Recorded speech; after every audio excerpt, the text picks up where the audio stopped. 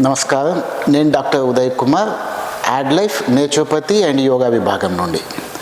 ఇవాళ మనం తెలుసుకునబోయే టాపిక్ ఏంటంటే, ఇప్పుడు మన యొక్క వింటర్ నడుస్తుంది కాబట్టి వింటర్లో మనకు ఎక్కువగా సఫర్ అయ్యేది ఏంటంటే sinusitis, allergic rhinitis, upper respiratory tract problems.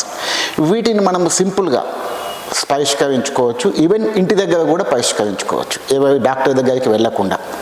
అది ఎలాగో ఇప్పుడు మనం తెలుసుకుందాం. సైనసైటిస్ అంటే అందరికీ తెలిసే ఉంటుంది. మన శరీరం లోపల, ఫేస్ లోపల సైనసెస్ ఉంటాయి.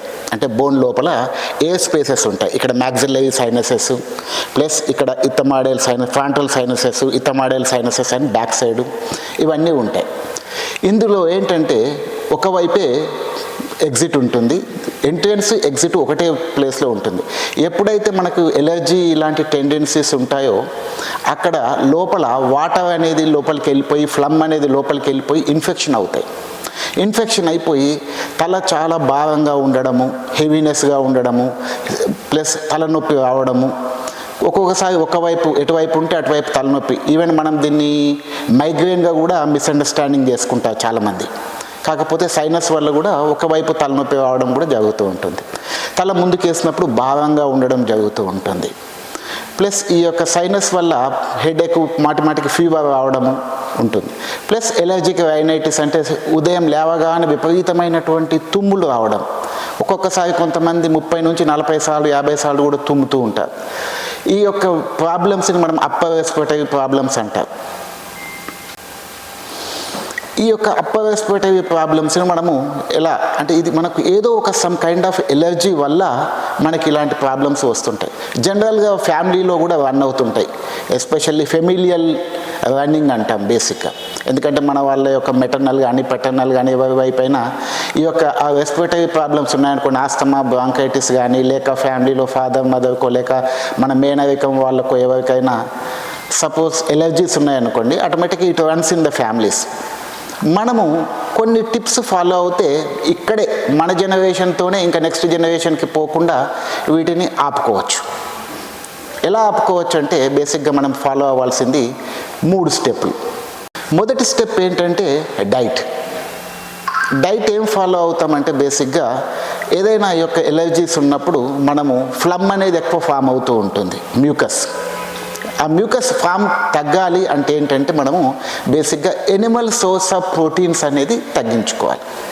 ఎనిమల్ సోర్స్ ఆఫ్ ప్రోటీన్స్ అంటే మిల్క్ అండ్ మిల్క్ ప్రోడక్ట్స్, అంటే milk, curd, butter milk, butter, cheese ఇలాంటివి, ప్లస్ నాన్ వెజ్ ఇలాంటివి తగ్గించుకోవాలి. Especially white portion of the milk తగ్గించుకోవాలి, ఆపేసేయాలి. కొన్ని రోజులు టెంపరీగా, లైఫ్ లాంగ్ కాదు, టెంపరీగా కొన్ని వీక్స్, ఒక 4 to 6 వీక్స్ వరకు మనం ఆపేసేయాలి. ఆపేసిన తర్వాత నాన్ వెజ్ కూడా ఆపేసేయాలి, ప్లస్ సిట్రస్ కూడా ఆపేసేయాలి. జనరల్గా చాలామంది కోల్డ్ ఉన్నప్పుడు సిట్రస్ చాలా మంచిది అని చెప్పేసి చాలామంది సిట్రస్, విటమిన్ సి తీసుకుంటే కోల్డ్ తగ్గుతుంది అన్న ఉంటుంది. కాకపోతే చాలా సందర్భాల్లో ఏంటంటే విటమిన్ సి తీసుకున్నప్పుడు కోల్డ్ అగ్రవేట్ అవుతుంది. మామూలు టైంలో విటమిన్ సి పర్వాలేదు, బట్ కోల్డ్ ఉన్నప్పుడు విటమిన్ సి యొక్క సిట్రస్ తీసుకున్నప్పుడు మనకి ఈ యొక్క కోల్డ్ అనేది అగ్రవేట్ అవుతుంది. ఈ అనేది తీసుకుంటే జనరల్గా కోల్డ్ వల్ల కోల్డ్ తగ్గుతుంది అనుకుంటాము, బట్ ఏంటంటే ఎస్పెషల్లీ ఫుల్ కోల్డ్ ఉన్నప్పుడు విటమిన్ సి మంచిది కాదు. At the same time vitamin సిని హాట్ వాటర్లో తీసుకున్నాం అనుకోండి, ఫర్ ఎగ్జాంపుల్ లెమన్ని హాట్ వాటర్లో తీసుకుంటే అంత ఎఫెక్టివ్, అంత నెగిటివ్ ఎఫెక్టివ్ ఉండదు. ఎందుకంటే సర్టెన్ వోలటైల్ యాసిడ్స్ ఉంటాయి, అవి ఎవాపరేట్ అవుతాయి మనం హీట్ చేసినప్పుడు. కాబట్టి అప్పుడు పర్వాలేదు. బట్ కోల్డ్గా ఉన్నప్పుడు మాత్రం, కోల్డ్గా ఉన్నటువంటి లపోస్ ఆరెంజెస్ కానీ, ఆరెంజెస్ వేడిగా తీసుకోలేము కాబట్టి కోల్డ్గానే తీస్తాం, బట్ దాంతోనే అగ్రవేట్ అవుతుంది. కాబట్టి సిట్రస్ కూడా అవాయిడ్ చేయాలి 4 to 6 వీక్స్. మిగతా ఏం తినొచ్చు అంటే, మిగతా అన్నీ తినొచ్చు. మామూలుగా నార్మల్ సాల్ట్, నార్మల్ చిల్లీస్, వేపుళ్ళు అన్నీ తినొచ్చు. ఈవెన్ గీ కూడా తినొచ్చు, ఎందుకంటే గీలో మీకు ప్రోటీన్ పార్ట్ ఉండదు. మిల్క్లో ఉండే కేసీన్ అంటే ప్రోటీన్ పార్ట్ ఉండదు కాబట్టి గీ కూడా తీసుకోవచ్చు. ఆయిల్ నార్మల్గా వాడచ్చు. ఈ డైట్ ఫాలో అవ్వడం వల్ల, ఈ డైట్లు నేను చెప్పినటువంటి ఆపేడు, ప్లస్ బేకరీ ఐటమ్స్ అనేది ఆపేసేయాలి. Okay, bakery items, ice creams, pastries, soft drinks ఇలాంటివి ఆపేసేయాలి. ఇవన్నీ ఏం చేస్తాయంటే ఫ్లమ్ని, ఎలర్జీని అగ్రవేట్ చేస్తాయి. ఫ్లమ్ ఎక్కువ అవుతుంది, ప్లస్ ముక్కులు మూసుకపోవడము, తుమ్ములు రావడానికి ఇవన్నీ అది చేస్తుంటాయి. కాబట్టి వీటిని ఆపేయడం వల్ల ఈ యొక్క ఫ్లమ్ ఫార్మేషన్ అనేది ఆగిపోతుంది. సెకండ్ ఏంటంటే మనం చేయాల్సింది బ్రీతింగ్ ఎక్సర్సైజెస్, ప్రాణాయామ లోపల సింపుల్ బ్రీతింగ్ టెక్నిక్స్ ఉంటాయి. ఒక 6 ఎక్సర్సైజెస్ నేర్పిస్తాం మనం ఇక్కడ యాడ్ లైఫ్ లోపల. ఒక 3 ఎక్సర్సైజులు, మూడు ఎక్సర్సైజెస్ని స్లోగా చేస్తాము, అవే 3 ఎక్సర్సైజెస్ని ఫాస్ట్గా చేస్తాం. స్లోగా చేయడం వల్ల ఏమవుతుందంటే మన యొక్క లంగ్ కెపాసిటీ పెరుగుతుంది, వైటల్ కెపాసిటీ పెరుగుతుంది, సో దట్ రెసిస్టెన్స్ అనేది పెరుగుతుంది. సెకండ్ ఎక్సర్సైజ్ ఏంటంటే అవే ఎక్సర్సైజెస్ని బ్రిస్క్గా చేస్తాం, చాలా ఫాస్ట్గా. లైక్ మీరు వినే ఉంటారు, కపాలభాతి అంటాం. Active exhalation, passive inhalation. అట్లనే both nostril kapalbhati, single nostril kapalbhati, అలాగే ఆల్టర్నేటివ్ కపాలభాతి అలా చేస్తాం. వీటి వల్ల ఏమవుతుందంటే మన యొక్క ముక్కు యొక్క ద్వారాలు ఏదైతే ఉన్నాయో ఇట్ విల్ బికమ్ డీసెన్సిటైజ్ అవుతాయి.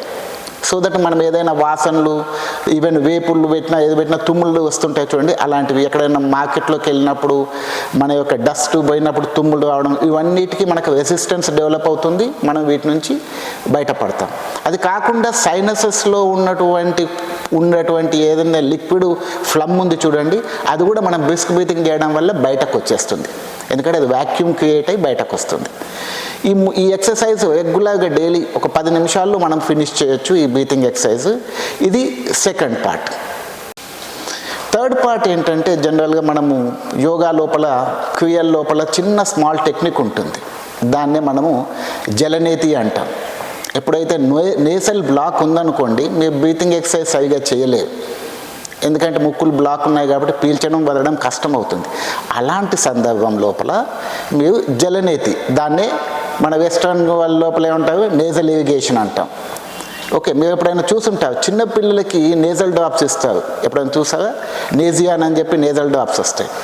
ఆ నేజల్ డ్రాప్స్లో మీరు ఎప్పుడైనా లేబుల్లో చదివి చూడండి, ఏముంటుంది అందులోపల? సింపుల్ సలైన్ వాటర్ ఉంటుంది, అంటే ఉప్పు నీళ్ళు. సేమ్ థింగ్ మనం జలనేతి, నేజల్ ఇరిగేషన్లో కూడా వాడేది ఏంటంటే లుక్వామ్ వాటర్లో సాల్ట్ తీసుకొని ఒక ముక్కు నుంచి పెడితే ఇంకో ముక్కు నుంచి వాటర్ వచ్చేస్తుంది, ఇంకో రంధ్రం నుంచి.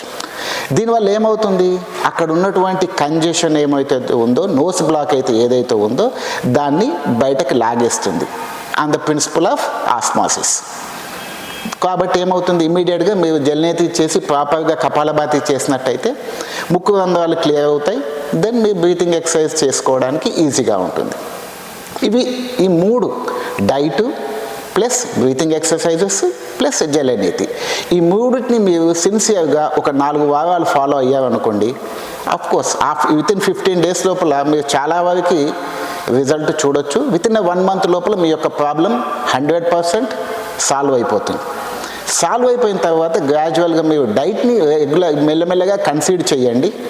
దెన్ ఆ తర్వాత బ్రీతింగ్ ఎక్సర్సైజ్ ఒకటి మాత్రం రెగ్యులర్గా పెట్టుకుంటే మీకు నెక్స్ట్ ఎప్పుడు ఫ్రీక్వెన్సీ, ఫస్ట్ ఇనిషియల్గా ఫ్రీక్వెన్సీ ఆఫ్ ప్రాబ్లం తగ్గుతుంది.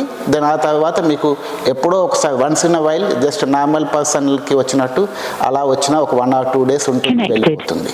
కాబట్టి మీరు సింపుల్ ఈ 3 పద్ధతులు ఫాలో అయినట్టయితే ఈ యొక్క వింటర్ లోపల ఉన్నటువంటి యొక్క సైనస్, ఎలర్జిక్ ప్రాబ్లమ్స్ నుంచి మీరు దూరంగా ఉంటారు.